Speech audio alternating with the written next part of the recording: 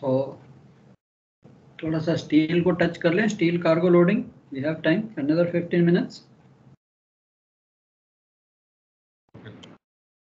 ठीक है कर लो सर. या ठीक है, ज़्यादा नहीं टाइम लूँगा. सो स्टील का भी है, let's see how much we can do on this. So steel cargoes also, sometimes the questions are there because steel of course is transported all over the world. Some of the cargo goes in containers, but all the steel cargoes of course do not fit into containers. So I'll show you, at least it will make you aware whether you have carried that cargo or not carried, or even you're working on chemicals or tankers. So वहाँ पे तो ये चीज़ आपको दिखेगी नहीं. So steel cargoes में again the objectives क्या हैं? To identify, describe steel and metal products commonly transported by ship, and to define and specify hazards, causes, contributing factors and damages associated with transportation of steel.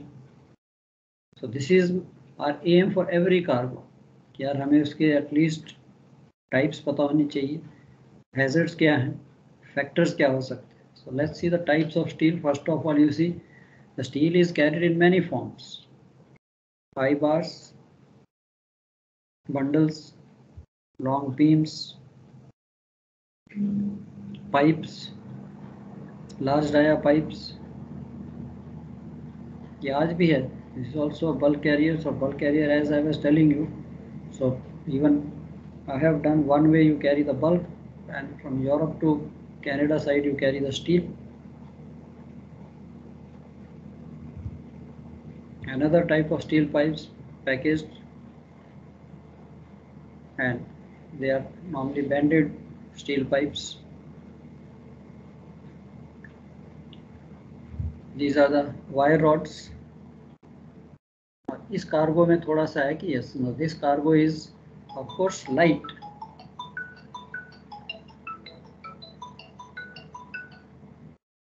But आप इसके ऊपर कुछ नहीं secure कर सकते, damage हो जाएगा, फ्लैट हो जाएगी.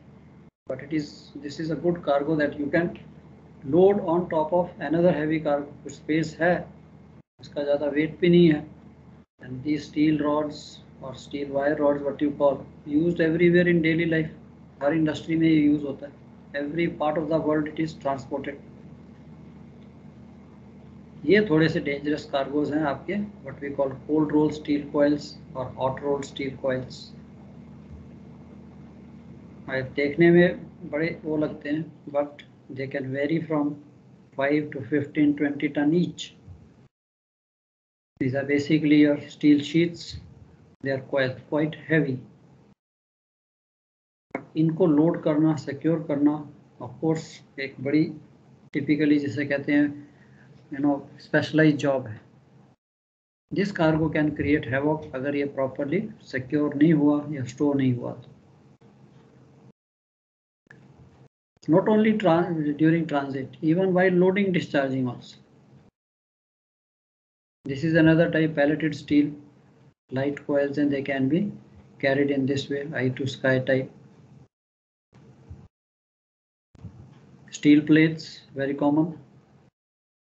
अब देखिए यहीं पे हमें कितना अच्छा एग्जांपल दिखता है. यहाँ जब मैंने कैरी करना है इस कार्गो को, this is very common cargos. Steel plate की थिकनेस वेरी करती है, sometimes they very thick slabs. Loading, even loading discharging very sensitive. थोड़ा सा ये उठा, आजकल चलो डबल स्किन है, but even I have experienced. Handling इसकी प्रॉपर ना हुई, कोना उसने जाके शिप साइड पे मारा. यहाँ तो चलो फ्रेम्स दिख रहे हैं, that was a double skin, it was a oil tank. Side tanks और ऑयल टैंक्स, थोड़ा सा उसका कॉर्नर लगा, मोमेंटम इज मोमेंटम, आ गया तेल आना. अभी तेल इमेजिन आप, of course we are discharging, Bombay की बात आई थी यार, एंड उस वक्त तो दिन रात काम होता था, all 3 shifts. Night time was more dangerous, because night time you can imagine, third shift output hardly anything. Other time the people are not in senses. So I used to be really worried even as a second officer. अभी हमारा होता था, we used to keep 12 on 12 off, 6 on 6 off का system नहीं था. Day time chief officer with senior most cadet उसको third officer बना देते थे, एंड डेफिनेटली ऑल्टरनेटिव कुछ नहीं था, राम को evening 6 to 6 morning second officer. तो ये कार्गोज के लिए it is not only we think of at sea, it is only even while loading or discharging, any damage, any dangers, or lot of things are involved. This is your again steel sheeting.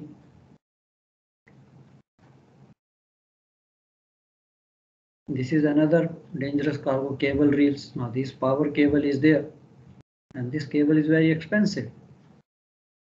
अब कई बार इसकी miss declaration भी आ जाती है, they just write cable drums. अब imagine आपने इसको hold में करना है, तो जब एक रील दूसरी रील के साथ है, it is just resting on this rim, and ये रिम छोटा सा है, may be 2 to 4 inches, and अंदर जो ये उसने लकड़ी लगाई इसके अंदर केबल है, इसमें गैप है, and by chance due to the rolling and pitching या पाउंडिंग से ये दूसरी रील शिफ्ट हुई, उसका रिम टू रिम शिफ्ट हुआ, उसका रिम यहाँ पे जाके टच करना शुरू कर देगा, खत्म, एंड ऑफ द स्टोरी, अगर ये प्रॉपरली लैश नहीं हुआ तो। And these are expensive oil cooled cables. Steel billets, steel ingots, of course ये भी containers में जाते हैं, but lot of ships today as a break bulk also they are carrying steel billets, and कि लंबाई है containers में आगे तो आगे, नहीं तो I think much better cheaper in the normal ships. ये आपने देखा ही है pipes, large pipes, how we can secure them, so this is also a good वे।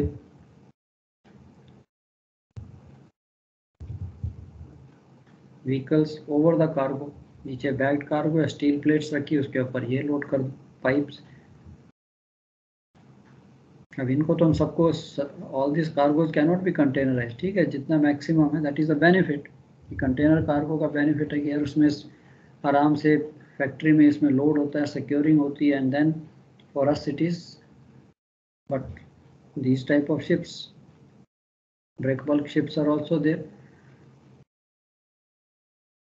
तो लोडिकेटर तो हमें हेल्प करता है प्लानिंग के लिए कि हाँ कितना कार्गो, स्टेबिलिटी, जीएम, स्ट्रेसेस वो हम कैलकुलेट कर सकते, बट इन कार्गो को स्टोर करके सिक्योरिंग जो है सबसे इम्पोर्टेंट बन जाती है। Now, what are the hazards? What are the contributing factors and damages which can take place with this cargo? सबसे पहले तो water causing wetting of cargo. अब स्टील कार्गो के सबके माइंड में है, until unless you have loaded or you have faced anything, यार steel है, ठीक है, बारिश हो रही थोड़ा तो क्या हो जाएगा, कुछ भी नहीं होने वाला स्टील को। Now you have seen in the images कि लोडिंग के टाइम में तो इट वाज शाइनिंग, वहाँ तो उसने फोटोग्राफ्स खींच ली, चाहे वो शिपर सर्वेयर था, चाहे वो कंसाइनी सर्वेयर था या पीएनआई सर्वेयर था, कोई भी। जब तक आप डिस्चार्ज पोर्ट पे पहुंचे तो it was not taken good care for the ventilation and all, so you find the cargo, आपने हैच कवर खोला तो it is looking all red, rusted. तो चाहे वो आपके आई बीम्स थे या पाइप्स थी या कुछ भी था, तो वहाँ पे 3-4 चीज़ें काम पे आती हैं। इसके लिए हम इसको, यही चीज़ें हम यहाँ स्टडी करेंगे। Yes, first is the water causing waiting of cargo, improper cargo handling leading to damage to vessel, cargo during loading and discharge, and again cargo move, shifts during loading, transit or discharge, ये भी हो सकता है। Severe inclement weather, sea conditions causing shifting of cargo, and safety of access and working in the hold, and pre-shipment damage ashore। अगर मैंने उसको note नहीं sir ये क्या है, सीवियर इनक्लेमेंट क्या है सर ये? Yeah, this is again severe inclement weather, means बारिश, Okay, inclement weather, heavy okay. rains and sea conditions. So inclement is basically Okay. wet weather. अब sea conditions खराब होती हैं, you have heavy rain also. sea conditions तो दे cause, sea conditions क्या, weather खराब होगा तो सबसे बड़ा danger is the shifting. तो इसीलिए हम कहते हैं कि अब तक तो आप वॉच कर रहे थे, it again depends on the any ship I tell you. Whenever you are on the cargo, I mean bridge watch, ठीक है, थोड़ी बहुत rolling doesn't make a difference, 10-15 degree okay, nothing happens, but excessive rolling है, we should see the ship's behaviour.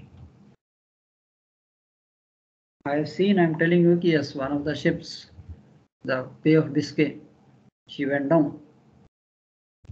अब उसमें हुआ क्या कि weather, of course, most of the time, I don't know how many of you have crossed Bay of Biscay. अच्छा भी रहता है weather, but maximum time that weather is very bad in Bay of Biscay. अब ships हैं तो खराब ही रहता है. Yes. So all the time we are, चलो आज तो फिर स्पीड है कि आपके पास स्पीड है तो एक दिन 2 दिन में जल्दी से निकल जाते हैं. इमेजिन 10-12 नॉट का जनरल कार्गो शिप, आगे से स्वेल भी आ गया साइड से और स्पीड भी कम होगी तो 4 दिन तक वहीं अप एंड डाउन करते रहो. अब उस शिप में भी यही हुआ कि ठीक है, वेदर बैड था, शी वाज पिचिंग. अब नाइट टाइम अंधेरा है, you can't make out, night time as it you can't see. ठीक है, आपको पता है कि पिचिंग हो रही, but you can't make out कि एक्चुअल शिप की फोक्सल जो है पानी में कितनी जा रही है और कितनी बाहर आ रही है.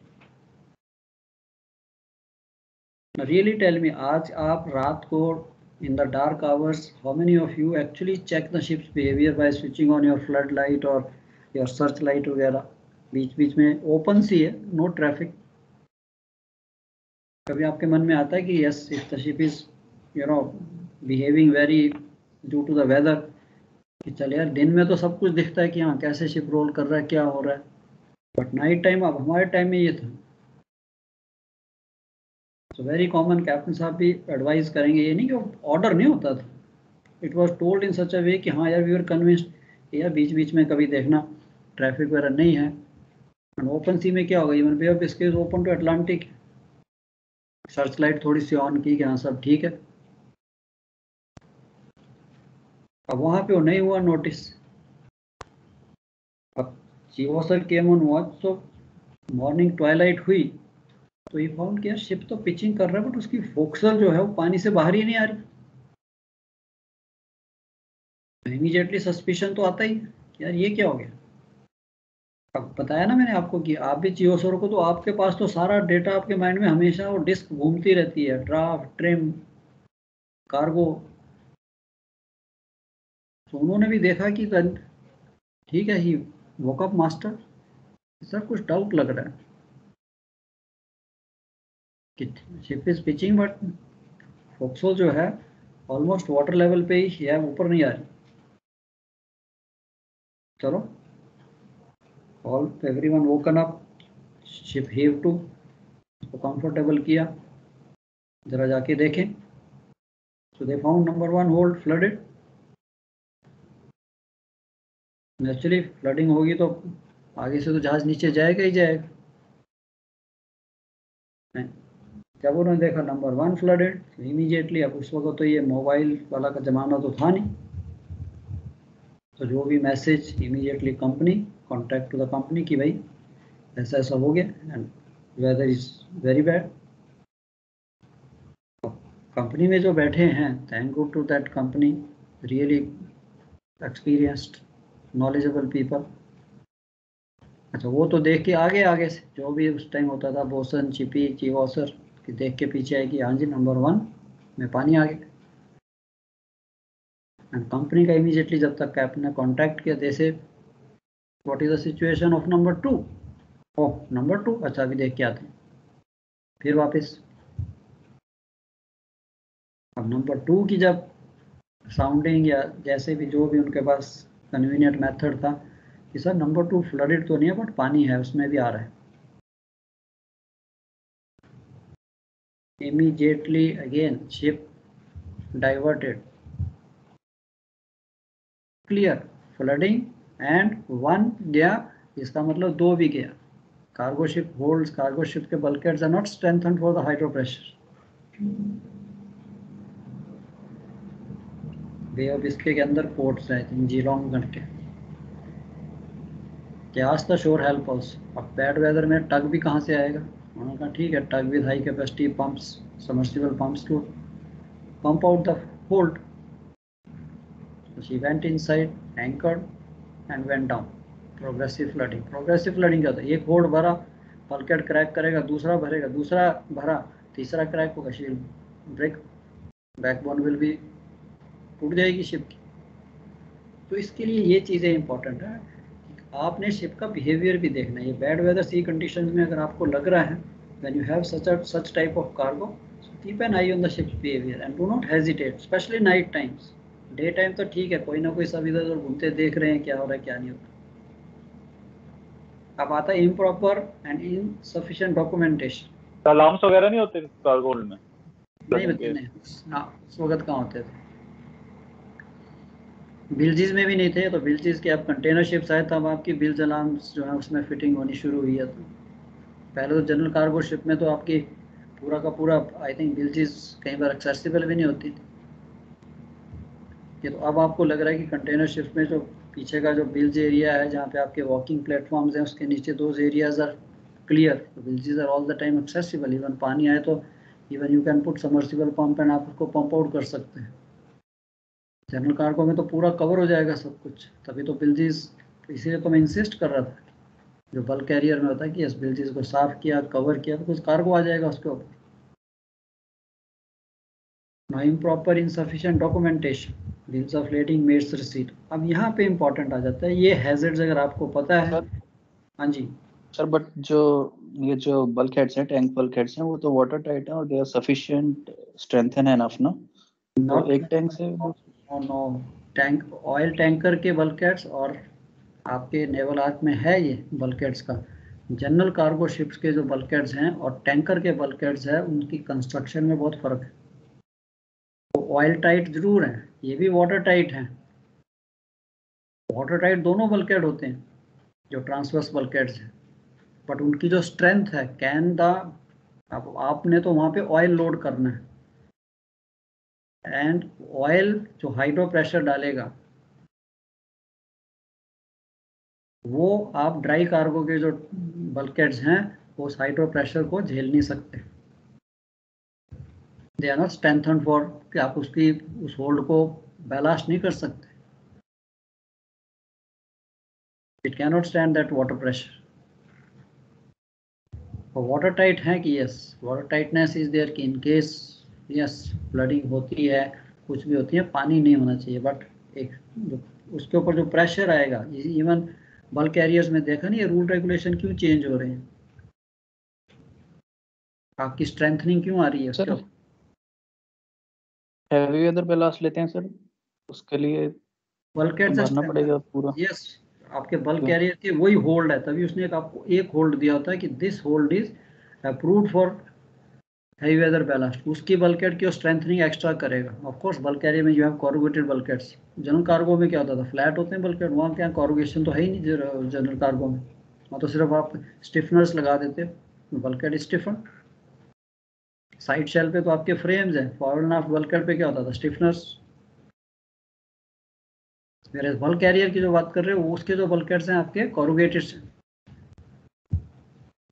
कॉरुगेशन जो है, corrugation give you extra strength, it is basically for the strength. Bulk carriers bulk में पढ़ेंगे, जब हम बल्क कार्गो पढ़ेंगे I will show you the sketches. बहुत अच्छा पॉइंट है, वेरी इंटरेस्टिंग थिंग कि वहाँ पे जिसे कहते हैं हम detrimental effects on the bulk carriers, कि bulk carriers why they were going down.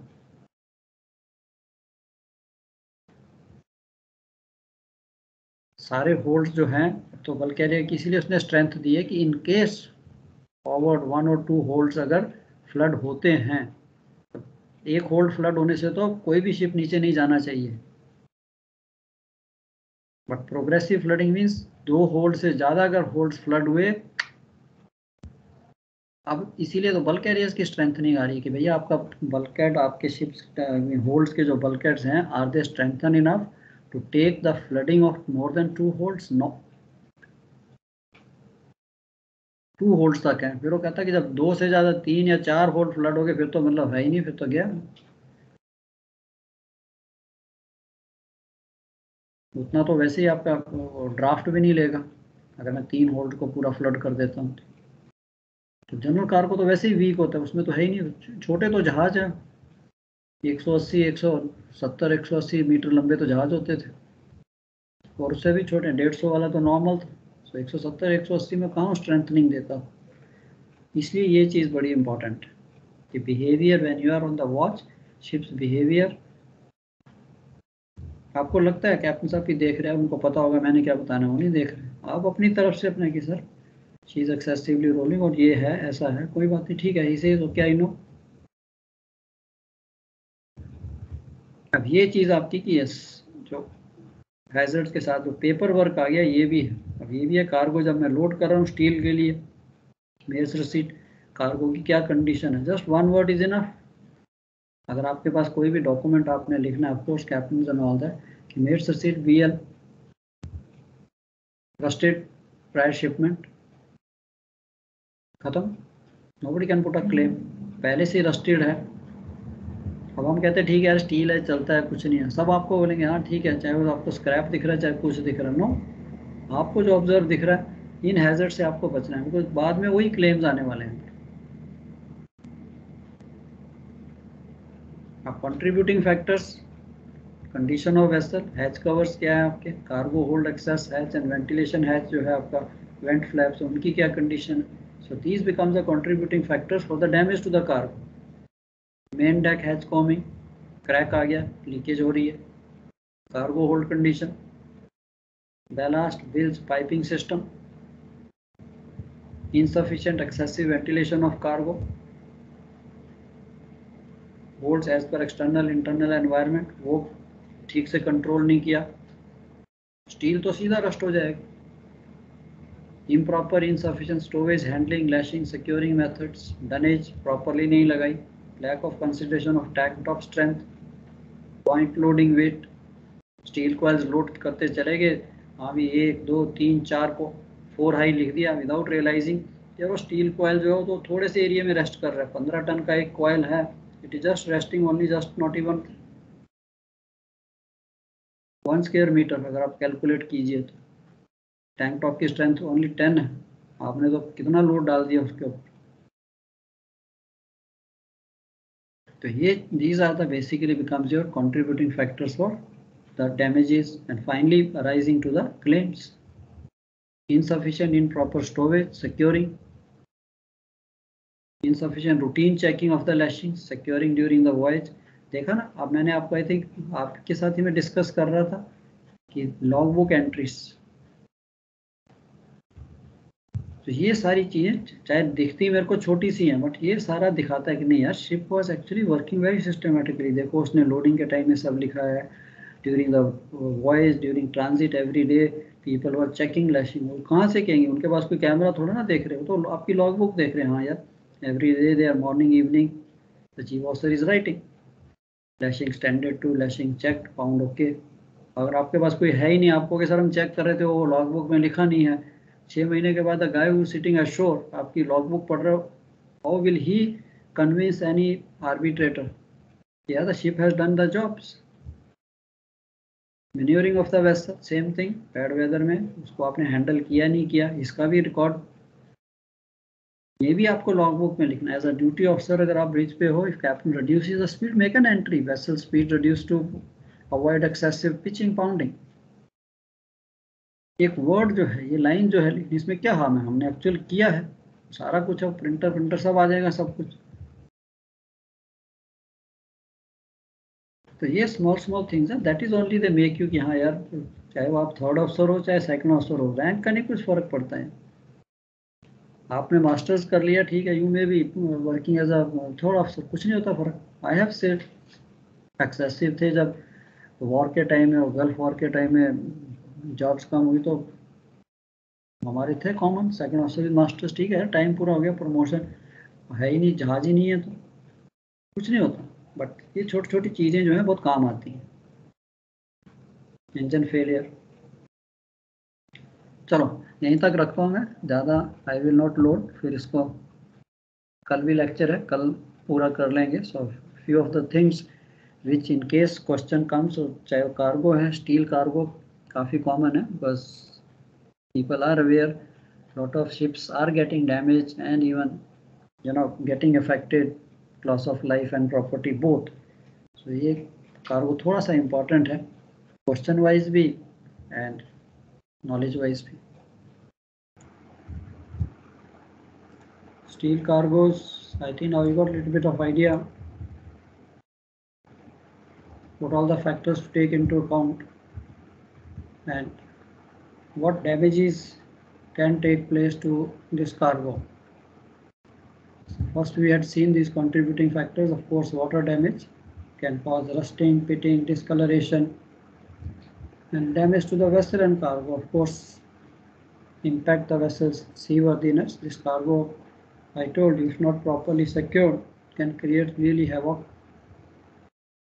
Vessel structure, fittings, loss of deck cargo overboard during voyage, collapse of cargo stow in the holds, and physical damage to other cargoes already in stowage being handled or other cargoes in the holds. So damages, if you are aware, so that's why we have all these things in mind when we load, plan, secure, that these things can happen. So उससे थोड़ा सा we are more cautious. Delay to vessel's departure, potential arrest of vessel, even sometimes some injury takes place to anybody. Exposure to claims, and sometimes all the claims are not covered by P&I. Alleged cargo damage and shortage claims, and injury to personal crew safety, of course, is paramount. Now comes the storage, securing of steel cargoes.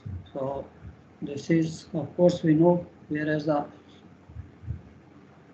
principles of proper storage and securing, we have gone through this CSS code, CSM code. So basic objectives of proper storage securing to prevent movement or shifting of cargo within the hold once the cargo is loaded on board or during transit and even during the time of discharge. So we'll see these coils. They have to be, stevedores have to be really, experienced in handling this cargo. General principles for cargo stowage securing, of course, CSS code we know, and together with cargo securing manual. It has happened even in the past. I have seen. So we can't say that it is Indian ports are stevedores are labor not.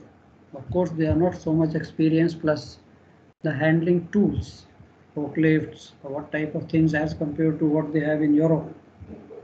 So it has happened they discharge these coils without realizing next higher up coil is secured or not, and it comes down rolling.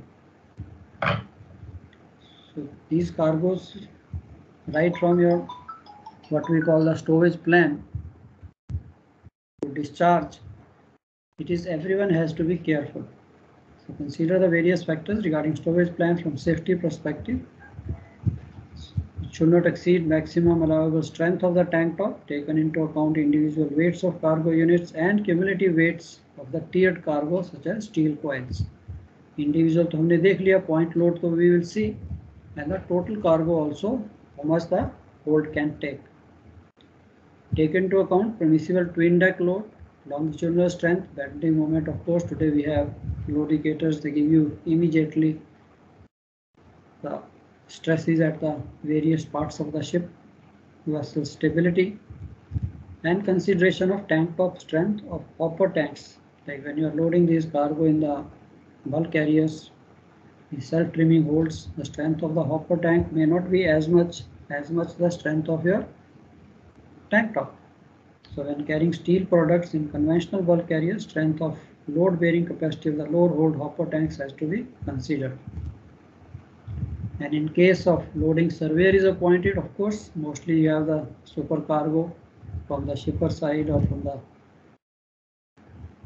charterer side. We can take his help also. They are also experienced people. And this is normally you store the steel coils, dunnage on the sides as well as down below. So steel coils, normally you start loading from the extremes and then comes towards the center. So before commencement of loading, all cargo holds to be inspected. Inspecting officer enter the date, time. So ये थोड़ा सा important हो जाता है कल को कुछ भी है cargo claims के लिए. The ship has failed to do any inspection, anything. So we do all these things. So before loading, take entry. Whenever your holds are ready, you have prepared the holds, that all checked, everything in good condition, date, time, place. And steel cargoes never be allowed to contact to the vessel's hull. Always ensure dunnage. Steel to steel, we know the consequences. And another big mistake sometimes where the people are little ignorant, never take lashing on these fragile elements, ladders, frames. They are not strong. So tendency is there. ठीक है, कुछ भी जहाँ पे भी दिखता है wire लगा दी हमने, पुल्ड अप क्लिप लगा दी, हाँ जी everything is tight. No, that's not the issue. These parts are not so strong. Coils normally loaded, stored from outboard to inboard in the hold, that is starting from the vessel's side shell, moving inward toward the center of the hold, with each coil being placed against the next outboard coil already in place, with the eye of the coil pointing in the fore and aft direction. Sir Yeah, go ahead. Sir अभी जो आपने ये picture दिखाया था ना, इससे पहले वाला, Hmm. सर इसमें जो ये लेशिंग ली हुई है फ्रेम से, Hmm. तो फ्रेम तो सर ठीक है, स्ट्रॉन्ग पॉइंट है सर, उसमें तो नहीं मतलब कर नहीं सकते क्या उससे? नो बच्चे no. Sometime if you see this frame जो है समटाइम पूरे वेल्डेड नहीं होते, sometime they are just intermediately welded.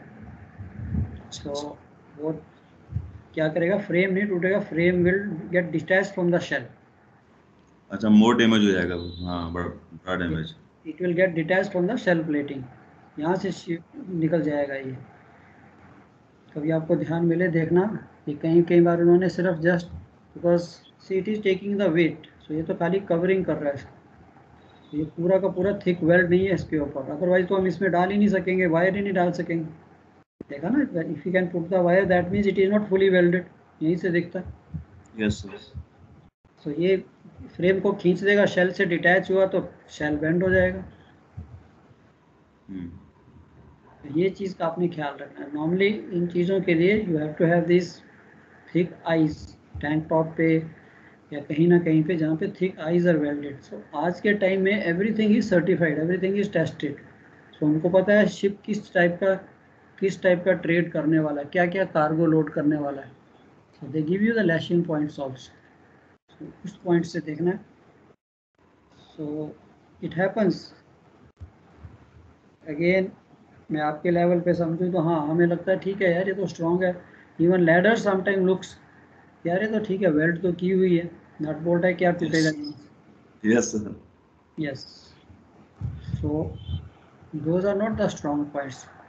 Ladders नहीं, आइज देखा ना, आइज जो है टेस्ट होती हैं कि हाँ यार इतना लोड है, ले सकती है. डेक पे भी देखिए जो आपकी आई पैड्स हैं, example again back to your containers की जो आइज देखिए वो टेस्टेड होती है. इट इज़ नॉट कि उसका मटेरियल टेस्टेड है, इवन उसकी वेल्डिंग इट इज टेस्टेड कि इतने लोड तक ये बाहर, it will not share of, it will not come out, the weld will not come out. Yes, उसको लिखा होता है SWL. यस. तो वहाँ पे आके ना फिर आंसर करना मुश्किल हो जाता है कि हाँ यार it looks very, you come in a very awkward situation, यार ये क्या हो गया, ये तो मैंने कभी ध्यान दिया नहीं था. सो आई विश ऐसा होना नहीं चाहिए कभी टूटे. बट इसीलिए मैं बार बार आपको इसी चीज़ को स्ट्रेस कर रहा हूँ कि ठीक है लोडिंग हो जाएगी, आपने प्लान कर दी है, you are not all the time there, you can not be. तो you have second officer, third officer, bosun, all your deck team is there. उनके साथ जब आप जाते हो ना राउंड में, उनको भी एजुकेट कीजिए. ठीक. अब एग्जाम्पल हमें भी तो किसी ने सिखाया, हमने भी किसी के साथ सीखा. So have to keep imparting this knowledge to other one कि देखो यार सेकंड ऑफिसर को भी, यस प्रोवाइडेड आई नो कि the other guy is ready to listen. If you thinks नहीं ही नोज एवरीथिंग, फिर आप चुप हो जाओगे, फिर आप बोलोगे ठीक है यार अच्छा भी ठीक है आपको आता है सब कुछ. बट जहाँ तक आपकी रिस्पॉन्सिबिलिटी है when you are the chief officer, so you will load the ship according to your knowledge.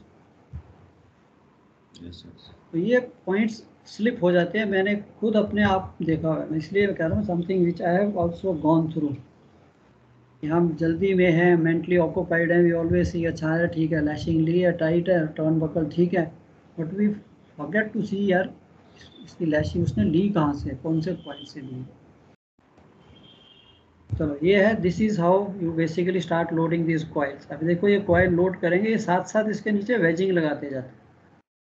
पहले तो नीचे डनेज रखेंगे एंड देन इसके साथ वेजिंग है. अब डिस्चार्जिंग टाइम में it's possible until unless like I told you जहाँ पे ये बनती है, जहाँ मैन्युफैक्चरिंग हो रही है, वहाँ पे तो उन बंदों को ट्रेनिंग भी होती है, they know all this things. But अब हमारी कंट्री या थर्ड वर्ल्ड डेवलपिंग कंट्रीज में आई है, वहाँ की जो basically they put labour to discharge. अब अगर उसने इसमें से एक से वेज निकाल दिया तो ऊपर वाला कॉइल तो सीधा नीचे आएगा, या ऊपर वाले को करेगा, नीचे में वेजिंग नहीं है तो ये रोल होना शुरू हो जाएगा। थोड़ी सी भी लिस्ट हुई तो या तो किसी की टांग फंसेगी या ये जाके कहीं ना कहीं डैमेज करेगा। तो ये कॉइल जो हैं इनको आपने हर एंगल से देखना है कि ठीक है, loading every coil is basically wedge के साथ चोक किया कि नहीं किया उसने, ताकि एक को उठाओ 1-2 डिग्री लिस्ट तो शिप लेता ही रहेगा। दीज आर हैवी कॉइल्स, उसने 4 कॉइल यहाँ से डिस्चार्ज की ऊपर वाले, she will take a list. उनको सर घुमा के क्यों नहीं स्टो करते, वो तो फिर रोलिंग वगैरह का टेंशन ही खत्म हो जाएगा। No no no, this is the best way. आपने बड़ा अच्छा क्वेश्चन किया, दैट्स व्हाई कोई रिटर्न है, दिस इज कॉल्ड द, ये इसमें with the eye of the coil pointing in the 4.5 direction, मैंने जो ब्लू कलर किया है, eye of the coil pointing in the 4.5 direction. एथॉट शिप में no, because they have calculated किस पे कितनी फोर्स है।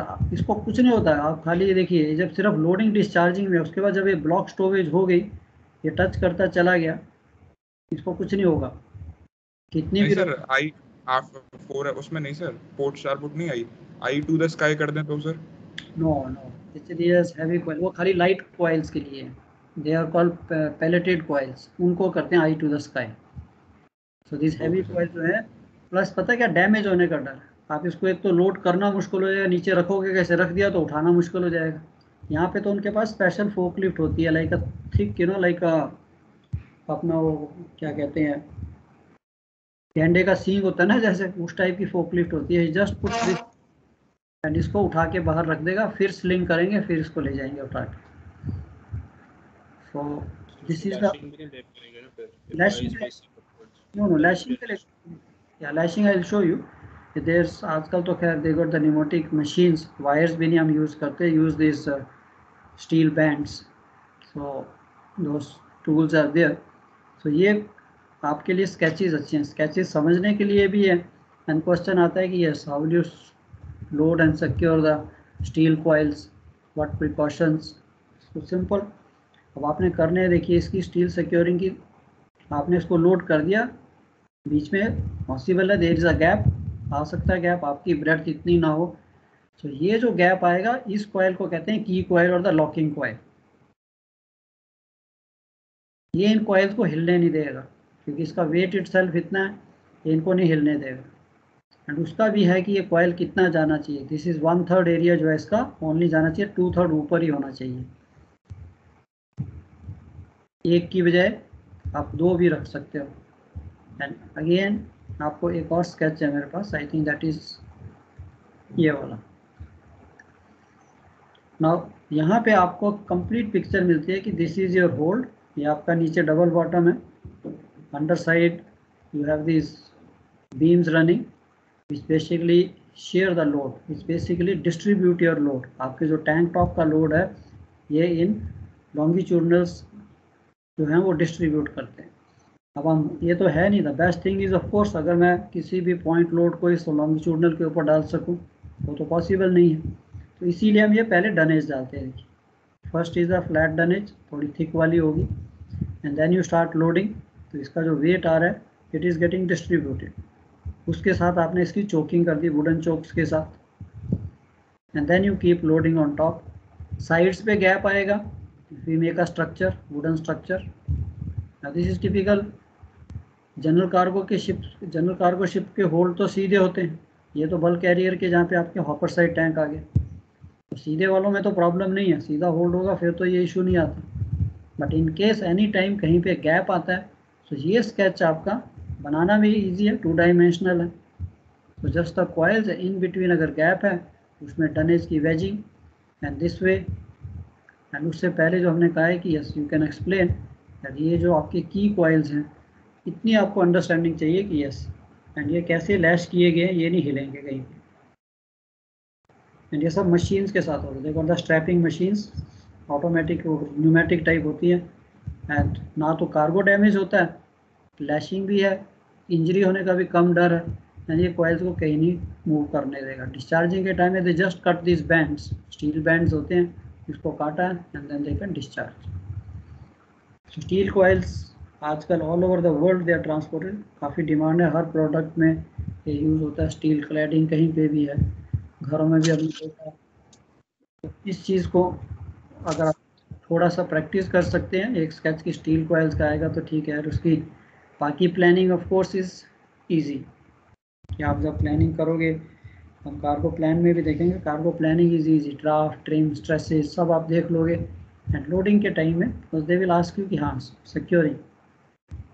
तो स्पेशली कहते हैं ना, आपकी फाइल सर्वेयर के सामने है, so he knows you are not worked on general cargo. फिर हो सकता है आपको इस टाइप के क्वेश्चन पूछे कि हाँ इन्होंने देखे नहीं है, and if you can explain him this much कि we will load the steel coils. अब आपका दूसरा क्वेश्चन आता है हाउ हाई आई को, 1 हाई लोड करूँ, 2 हाई लोड करूँ, 3 हाई लोड करूँ। अब इसमें इवन लोड डेंसिटी पे डिपेंड करेगा sir. Yeah, but again you see the point load comes into picture, isn't it?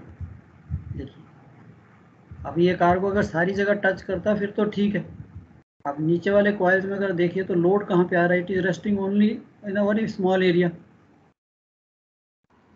Sir but वहाँ पे सर वो है ना अपना नीचे का फॉरवर्ड एंड आफ्टर टनेज जो है तो वो स्प्लिट कर देगा इवनली। या करता है बट फिर भी इतना नहीं है। सो नॉर्मली इसकी restriction we go as per the weight of the coils. जैसे आपके एग्जांपल अप टू 5 टन है तो ओके 5 टन के कॉइल हैं, we can load 3 high. 10 ton के आगे या 10 ton up to 10 ton you can load 3 high, but these coils are sometime heavy. 15 ton आ गया, no, only 2 high. So this way how heavy these coils are, so उसके ऊपर भी depend करता है कि आपका कार्गो जो है, प्लस शिप की एज के ऊपर भी डिपेंड करता है।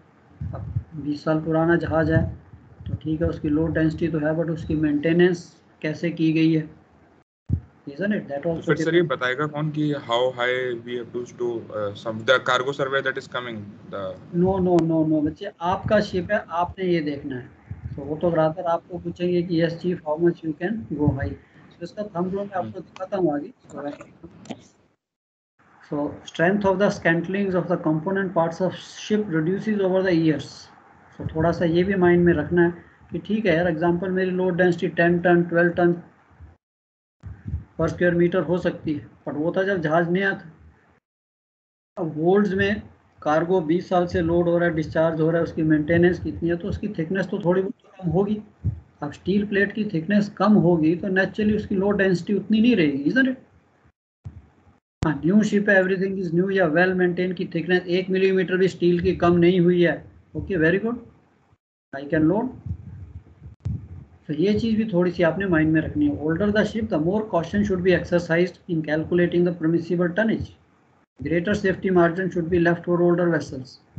अब ये कहीं भी आपको जिसे कहते हैं हार्ड रिटर्न रूल नहीं मिलेगा कि हाँ जी शिप इतने साल पुराना है तो अभी आपकी लोड डेंसिटी नो, तो आपको प्लान में दे देंगे इतना है। तो इसलिए ये आपके ऊपर है कि आप थोड़ा सा मार्जिन, आपको किसी को बोलना नहीं कि मैं मार्जिन, ठीक है यार इतना ही लोड होगा मेरे से, इतना अलाउंस आप आराम से रख सकते हो। बट ये है कि अगर इग्नोरेंटली मैं ही उसको, मेरे मन में है ही नहीं ये चीज़, and I keep on loading, otherwise तो इफ़ यू सी जो टैंक टॉप है उनकी स्ट्रेंथ तो वैसे भी 10-15%, it is again kept in hand. Twin decks, hatch covers वो सेंसिटिव, उनमें तो 1 टन भी आपने नहीं एक्सीड करना। So even I tell for this container ship जहाँ पे आप 7 हाई 8 हाई स्टैक लोडिंग कर रहे हो, तो स्टैक वेट जो है हैच टॉप पे तो नॉट इवन आधा ton, no sorry, tank top पे ठीक है 1 2 5 टन भी हो गया कुछ नहीं होता उसको। सो सेम थिंग इज यहाँ पे टैंक टॉप की स्ट्रेंथ ठीक है, फिर भी थोड़ा सा वो मार्जिन अलाउंस ले सकता है। But anyway holder the ship I will also keep little bit कि ठीक है यार यहीं पे रोक देते हैं, वो हमने देख लिया। In order to spread the pressure evenly over the tank top and thereby reduce structural deformation, dunnage should be adequately spread to avoid spot overloading. In coils up to 15 tons, the tank top should be dunnaged with 2 double lines. So अभी आप heavy coils load कर रहे हैं तो please try to put little thicker dunnage. And coils over 15 tons, 3 lines of dunnage. अब 15 ton का मैंने एक पतली सी 6 इंच की 1 इंच थिक की डनेज लगा दी, इट इज नो मीनिंग, वो कैसे वेट डिस्ट्रीब्यूट करेगी। ये छोटी छोटी बातें हैं कि यस, अब आपने कहा है कि यस मैं यहाँ पे डनेज लगाऊंगा, वेजिंग करूंगा, of course weight is distributed, but इस टैंक टॉप की स्ट्रेंथ की तो कुछ ना कुछ तो कम होगी यार over a period of time, जो कि कोई भी आपको बोलेगा नहीं। A correct method of stowing hot and cold rolled steel coils, except for pelletized coils, usually with their center course fore and aft direction. आपका CSM बता देगा आप, if your CSM is ship specific, if the this type of cargo का तो आपको बोल देते हैं। CSS भी पढ़ोगे, उसमें भी देखना coils है, अभी तो नहीं है मेरे पास। Even I had done, there was a calculation कि if this way you load or if you load a thought ship the other way.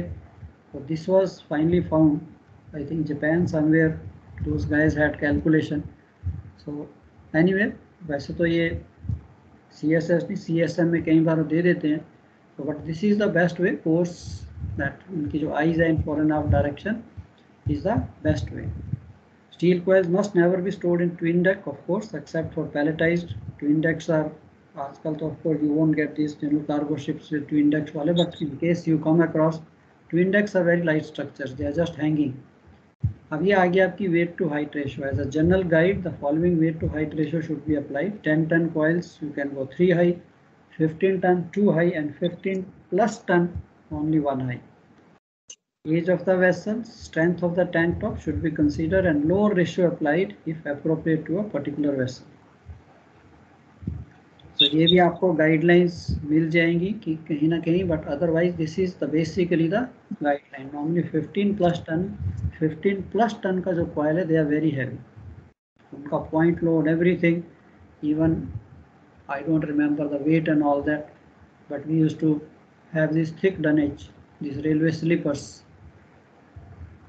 उतनी टाइप की मोटी डनेज है, फ्लैट टाइप की डनेज है कि यार उसको लगाओ नीचे, ठीक है sir, lot of time you get it as a scrap. And for safety reasons, crew members, stevedots should never use hand operated tools when stowing such steel coils.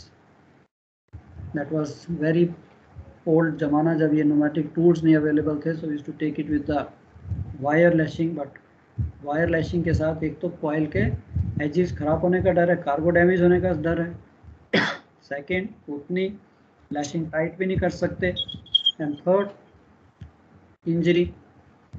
So it is highly recommended use only pneumatic tools to tighten steel strapping bands. Metal strapping bands should ideally be used to secure these coils for following reasons. Each coil can be efficiently secured through its core to the two coils beneath. This is the safest method. Of course, in those countries nowadays technology has gone quite high. Everyone has these tools. तो India में भी अगर आप देखिए तो markets में भी these type of tools are there. For most of the packing and all that, जहाँ पे bales या bundles वो बनाते हैं, they use these pneumatic tools. And bands are applied singly, making it easier to handle them. Tension is uniform throughout the stow. And if wire rope is to be used to secure steel coils, अगर situation आई जाती है किसी ऐसी country में load कर रहे हैं जहाँ पे नहीं है, then again bulldog grip should be properly fitted. 3 bulldog grips, turn buckle should be extended to maximum, उनमें भी टाइटनिंग का स्पेस होनी चाहिए। वैसे तो mostly you will use this pneumatic band, steel band में। अब आपका आ गया इनगोट्स एंड पैलेट्स। अब हमने एक कार्गो प्लान का क्वेश्चन भी अभी करना है, आज नहीं, एक्सरसाइज करेंगे जो पॉसिबिलिटी है। Sometime that few cargoes are given to you and few ports, so वहाँ पे ये आपका इनगोट्स आ जाते हैं। लेड इनगोट्स वाला भी एक क्वेश्चन है, that the cargo offered is lead ingots. So lot of time you are not aware कि यार इनगोट्स होते क्या, cargo ingots, that's why I have written here, and इसकी इमेज भी रखी हुई है। कॉपर, लेड और tin ingots are very heavy concentrated cargo parcels and bottom, they require bottom stow similar to the iron cargos, castings and iron billets and long steel rod. आज भी ये cargo आता है, but today mostly it is coming in containers. So ingots are coming in containers, but it's a heavy cargo. So I have carried copper, zinc, ingots, copper ingots from Africa to India, very common था ये. तो अच्छा है, not a difficult cargo to carry, only थोड़ा सा आपको careful रहना about low density and all. Lighter goods may be stored on top of these ingots, and ingots cannot be stored high, difficult to work on top of cargo without a flooring. So आपके ingots look like this. So it can be steel ingot, lead ingot, फिर इनको पिघाल के copper is very good, copper काफ़ी आता है Africa से. Zinc के थोड़े छोटे छोटे होते हैं स्लैब्स, ये लंबे वाले हैं, but it's a very highly concentrated car. 2 high 3 high में लोड डेंसिटी खत्म हो जाएगी. फिर उसके ऊपर ठीक है आप लाइट कार्गो स्टोर कर सकते हो इजीली, डनेज लगा के, प्लाईवुड डाल के, any bagged cargo, anything you can do that. So ingots are often baled and banded, but are sometimes shipped as single bar elements being floor stacked. Ingots can be considered a valuable cargo, usually tallied in and tallied out because it's expensive. Chori. Of course, container ships में ये भी फायदा है, but इनकी चोरी was very common. एक copper की बार उठा ली, and you know ships में जी साइड में बुक उसमें डाल दी.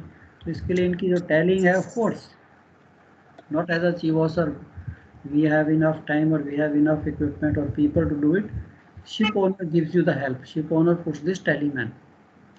तो वो भी एक किस्म की you know they are, we all are working together for the ship owners, so they also work for the ship owners. तो उनका काम भी है tally, but you will be signing. Mates receipt आपने साइन करनी है कि हाँ भी कार्गो रिसीव कर लिया as per their advice. Chief टेलीमैन सुबह सुबह आएगा आपके, हाँ जी ये कार्गो लोड हो गया, इतना लोड हो गया, and you have to sign believing him because he is suppose to be our man. And उनकी भी रिस्पॉन्सिबिलिटी है, ये नहीं है कि आपने साइन कर दिया उसने गलत लिखा है तो आप पे एक्शन होगा, उसके ऊपर भी एक्शन होगा कि हाँ भी कैसे हुआ ये. स्टील बिलेट्स कॉमन, इसको भी थोड़ा सा केयरफुल है. Steel billets, steel rails, please do not load in athwartship direction. Fore and aft very easily can be load. इसके ऊपर light cargo, again load density इतना लोड कर सकते हैं, एंड लाइट कार्गो के लिए भी थोड़ी सी हम लोड डेंसिटी रखेंगे. केबल रील्स ऑफ कोर्स,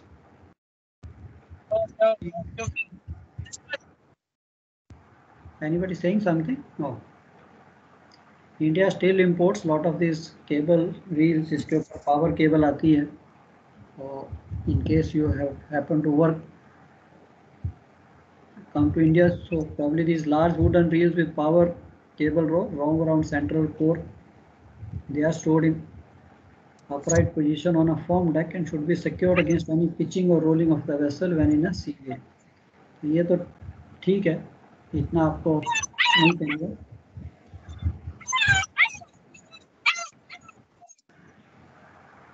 अच्छा माइक म्यूट कर लीजिए अपना, आपकी background voice I.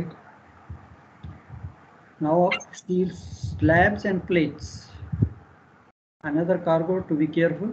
PNI committee has noted that losses of ships laden with steel cargoes continue to be reported, and some of these losses involve steel slab cargoes, and such cargoes have been known to shift in relatively moderate weather, dashings, putting at risk the safety of ship.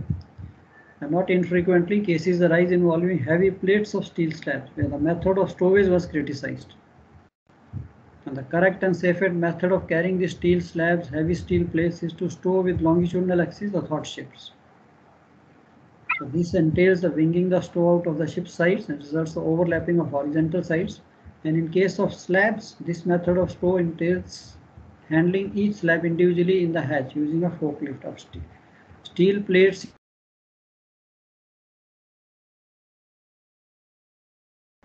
जब आप load करोगे इनको, ये तो चलो थोड़ा lower height पे है, sometime you load little high on the sides.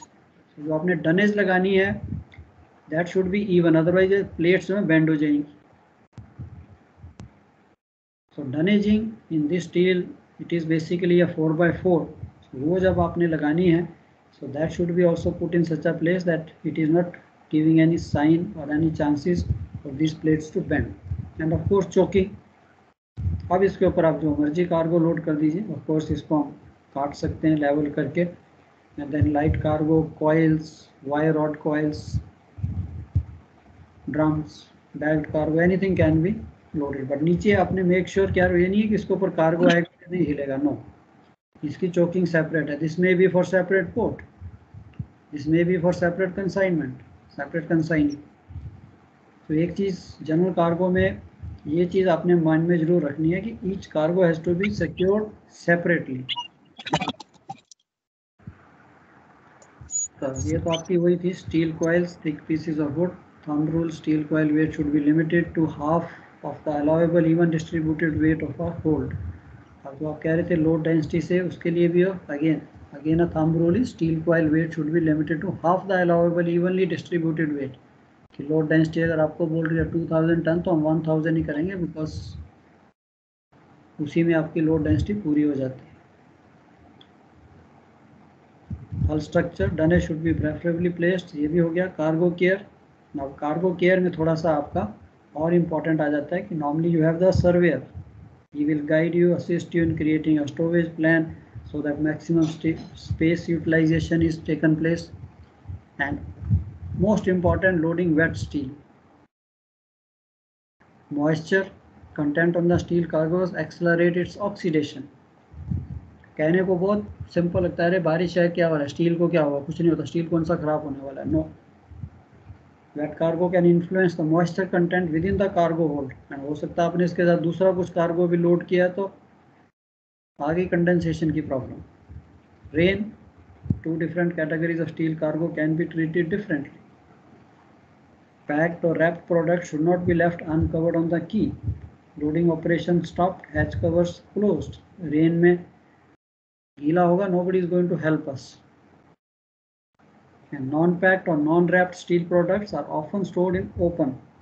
आजकल तो कैमरा है, अगर सर्वेयर है तो ये पहले से फोटो खींच के ये लो भाई what type of cargo you are loading, and आप accordingly close the mates receipts. So having said that, it should always be borne in mind the light rain can easily turn into heavy rain in which loading discharging operation should be suspended. अब containerisation है, ये भी हमारा भला कर दिया कि ठीक है यार कंटेनर के अंदर कार्गो है, so light rain or moderate rain doesn't affect so much until only the आपके होल्ड जो है उनमें पानी भरना शुरू हो जाएगा. अगर आपके पास स्टोरेज कैपेसिटी नहीं है तब प्रॉब्लम आती है. Otherwise light rain loading discharging container is not an issue. So care should be taken that wet cargo is not stored in the same cargo holds.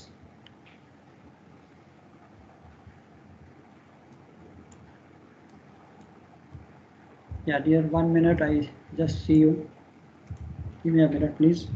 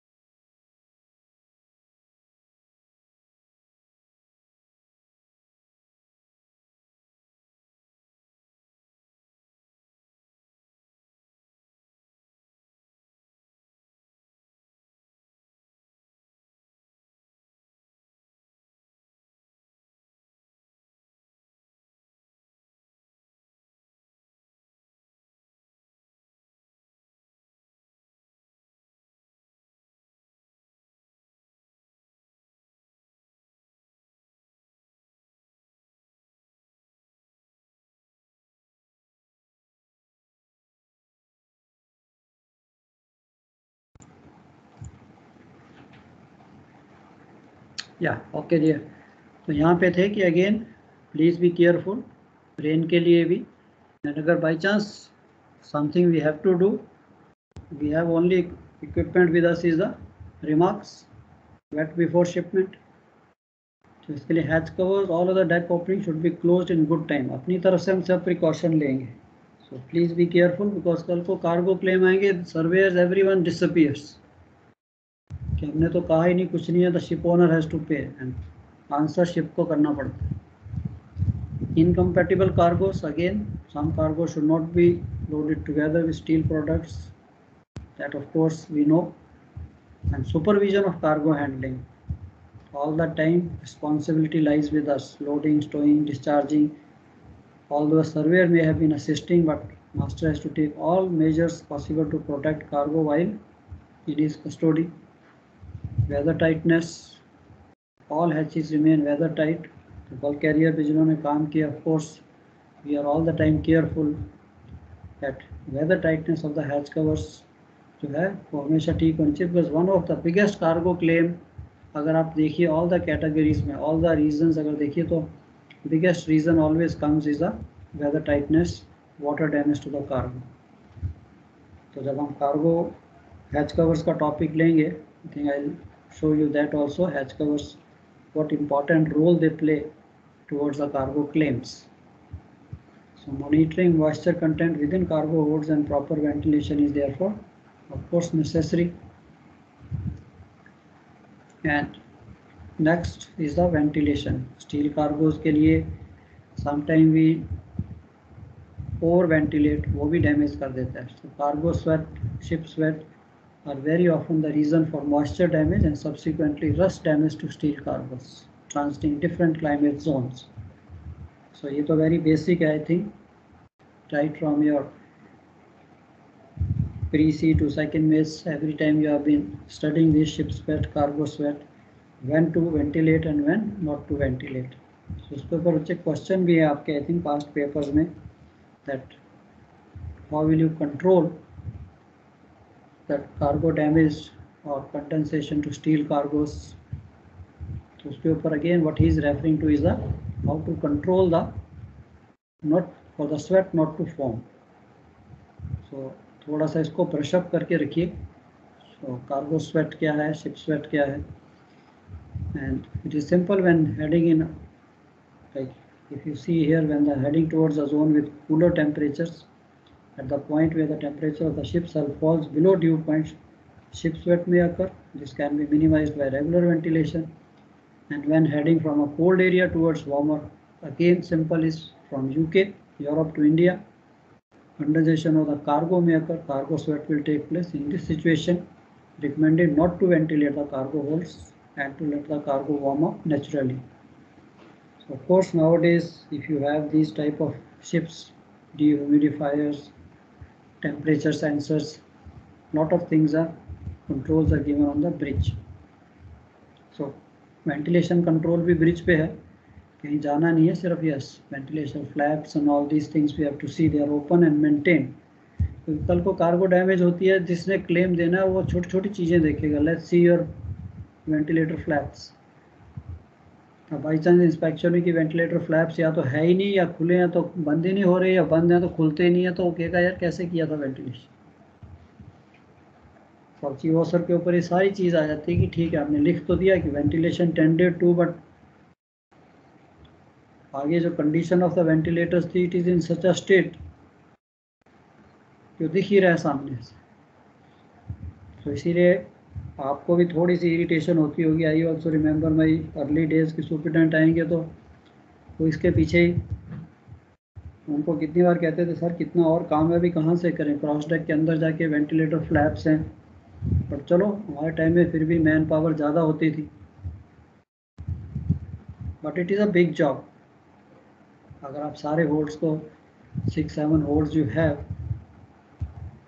Even आज कंटेनर शिप्स में भी ventilation, the importance I think it is not only for the condensation of cargo or sweat को avoid करने के लिए, it is also for removing the gases for the atmosphere. So ventilation को I will not take it only कि यार हमने cargo को ventilate करना है इसीलिए वेंटिलेशन. नो, आज मैंने होल्ड में जाना है, then मेरी वेंटिलेशन जो वेंटिलेटर्स हैं they should be in good condition. And ये भी नहीं है, मोटर्स हैं, इलेक्ट्रिक मोटर्स है, जल जाती, कभी भी डैमेज, कभी भी जल जाएगी, नहीं चल रही. अब हम सोचे कि ठीक है यार एक कंटेनर ही कैरी कर रहे हैं, हमने क्या करना, कोई फ़ायदा कुछ नहीं होता, चलो ना भी वेंटिलेशन किया, नेचुरल फ्लैप्स खोल दिए.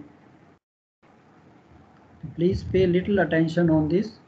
अगेन जैसे बताया ना कि चीफ ऑफिसर बनोगे, कार्गो ऑटोमेटिकली अब आपके ऊपर आता है कि ये सारी की सारी चीज़ें आपके right from hatch covers and your cargo spaces, this is again one thing.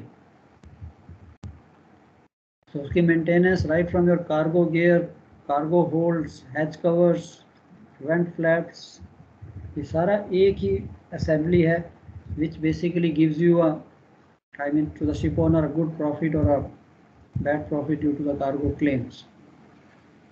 Plus safety. So in cases where the cargo should not be ventilated, it should be made sure all cargo holds sealed off outside the atmosphere with the aim to make all holds as tight as possible. ये भी possibility होनी चाहिए. Again flaps पे आ गया बंदी करने. Should there be any leakage of hatches or ingress or presence of free moisture, humidity, ambient surrounding may occur, this may result in the cargo and ship sweat, cargo damage. So stowage and lashing, 5 general stowage rules shall be followed to avoid shifting, chafing, crushing, damage to the cargo and vessel. Specific guidelines for different type of cargoes should be checked whether there is enough suction on all bilge wells. Vessel's crew shall put a remark, check किया कब हमने किया, and before commencement of loading और cargo holds to be inspected, bilges भी inspected, उसका भी remark लिखिए, boards inspection उसका भी टाइम लिखिए, and not to leave the loading port without securing the cargo. Containers में कॉमन है, ठीक है यार, एक रो रहेगी, 2 रो रहेगी, commercial commitment, pilot is on board, चलो ठीक है बाद में ले लेंगे, स्टेशन के बाद ले लेंगे, कास्ट ऑफ कर लेते हैं बच्चे। स्टील कार्गोज के लिए नो, तो पहले से ये कि यस हमने फाइट भी नहीं करना, आर्ग्यू भी नहीं करना, अपना काम भी नहीं करना, हाँ सर ठीक है हो जाएगा, अनदर हाफ एन आवर 1 hour, complete lashing, then only move the ship. Securing wires to the vessel's side and damaging timber is not sufficient to prevent cargo from shifting. Complete lashing होनी चाहिए, ये चीज़ आपने देख ली है। 1/3 ये coil ये भी नहीं कि पूरा नीचे ही जाना चाहिए, this should be only 1/3 and rest should be up, then only this has the effect of what we call the locking coil. And these are your lashing methods, what we call, normally we take this Olympic lashing of steel coils, is the Olympic lashing जिसे कहते हैं। So this is very common. Basically करते क्या हो आप, एक coil को छोड़ के you have lash this coil, फिर is like cross, next वाला एंड देन उसके बाद नेक्स्ट वाला, एंड ये आपकी एक किस्म की इंटरलॉकिंग हो जाती है। So this is how it will look, and I think ये स्केच भी हम बना सकते हैं। और ऑफ हैंड अगर किसी ने ज़्यादा स्टील कार्गो कैरी किया सर्वेयर ने, तो अगर पूछे तो the moment you say sir I will carry out the Olympic lashing, so it is understood. These are the rows of coils, first row सीधी 3rd रो के साथ, सेकेंड रो नेक्स्ट वाली के साथ, सो ये ऑटोमेटिकली क्रिस क्रॉस जो है interlocking lashing आपकी हो जाएगी। चलो I think that's all we have for this steel loading. And ये हॉट रोल्ड क्या होता है, कोल्ड रोल्ड क्या होता है, this is also I mention, you can go through it. So in broader terms, like if you see the cold rolled coil जो है they are expensive, बस हॉट रोल में थोड़ा सा फ़र्क आता है कि उसकी डायमेंशंस जो हैं वो चेंज हो सकती हैं। सो कोल्ड रोल जो है जहाँ पे प्रिसेशन जॉब चाहिए वहाँ पे ये वाला स्टील यूज़ किया जाता है। तो ये आप पढ़ सकते हो, this is again for your information what is the difference between hot and cold rolled coils. चलो एनी क्वेश्चन फ्रॉम एनीबॉडी? ठीक है, आज के लिए आपका ही वो 1 आ रही है, तो थोड़ा सा प्लीज़ गो थ्रू। तो आपका ये बाई चांस स्टील कॉयल का normally tendency for the paper setter is part A part B, part A part B बना के क्वेश्चन में हर टॉपिक को कवर करने की कोशिश करेंगे वो। तो हैवी लिफ्ट आपने देख लिया, स्टील के बारे में आता है, so I think this is more than sufficient for anybody who has even not loaded or seen this, so I think you can write on that. ठीक है, that's all. Any questions, anybody, any other thing? Sir दो stacks के बीच में Olympic lashing होती है sir? हाँ जी, stack 1 and stack 2 in case थोड़ा जोर से बोलिए। Sir, in case we are loading more than one stack of steel coils, तो वो different stacks में भी Olympic lashing लेते हैं क्या sir? Or only in the one stack in one layer only?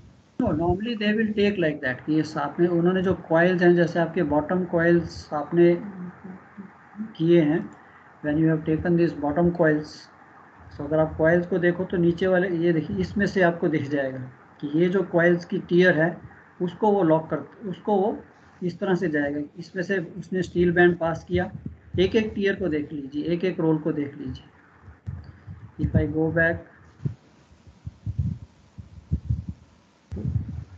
हमने होल्ड में लोडिंग की थी।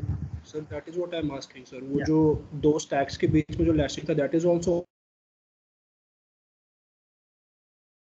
ईच कॉइल इस टीयर को है ना, यहाँ से बैंड डालेगा, फिर इसको पकड़ेगा, फिर यहाँ से बैंड डालेगा, फिर इसको पकड़ेगा। ये सब पूरे के पूरे इस तरह से टीयर को करता जाएगा। सेम थिंग ऊपर वालों को भी इसी तरह से करता जाएगा, या फिर ऊपर वालों को नीचे के साथ टीयर कर लेगा। आपने नीचे वाले बांध दिए, अब वो ऊपर वालों को नीचे के साथ भी कर सकता है, लाइक दिस। ठीक है। नीचे वाले आपने पहले सिक्योर कर लिए, आपने वो ये नहीं कर देगा, साथ साथ करता जाएगा। ये टीयर, ये वाला टीयर पूरा हुआ, फिर इसकी लैशिंग लेता जाएगा ऐसे आपस में, इसमें साथ सबको बांध दिया। अब ये पूरा एक ब्लॉक बन गया। अब ऊपर वालों को हो सकता है जब वो ऊपर इसके साथ नीचे बैंड इनके साथ बांधता जाएगा। आई थिंक इसकी भी पिक्चर चाहिए। यस सर, ये this is also part of Olympic lashing sir, या कुछ और बोलते हैं? यस, ये जो नीचे वाली इमेज है सर। करेक्ट। लास्ट में ये चीज ध्यान वाली, एक तो एक लैशिंग है, जो दूसरी वाली है वो तो है कि उसने इस कॉइल को इसके साथ बांध दिया, इन दोनों को बांध दिया। यहाँ पे मैंने क्या किया, इसको मैंने इसके साथ बांधा, इसको मैंने नेक्स्ट वाले के साथ बांधा, इसको एक छोड़ के फिर बांधा। आई थिंक अगर आपने स्टिचिंग देखी हो, कई बार स्टिचिंग करते हैं ऐसे, एक एक को छोड़ के तो क्रॉस जैसे हो। तो ये 2-3 स्केचेस हैं, दैट्स ऑल। सो इस पर ज़्यादा वो मत करना, बट ये वाला स्केच और ये स्केच आई थिंक मेरे को ज़्यादा अच्छा लगता है। दिस इज़, हाँ ये वाला, इसमें आपको भी समझ आ रही है, टैंक टॉप है, वेट डिस्ट्रीब्यूशन भी हो रही है, डनेज, वेजिंग, शोरिंग, सारा कुछ आप उसको दिखा रहे हो एग्जामिनर को कि हाँ जी ऐसे करेंगे। एंड लैशिंग का आता है तो फिर वो वाला या जो लास्ट मैंने दिखाया था।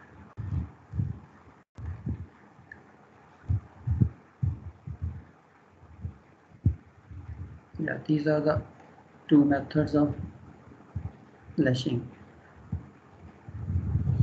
यहाँ पे वो देखा, उसने छोड़ दिया यहाँ पे ये कॉइल, उसने 1 और 3 को लिया एंड इनको लिया। यहाँ पे उसने ऑल्टरनेट को भी बीच में से पकड़ता हुआ चला गया। ठीक है सर। ओके।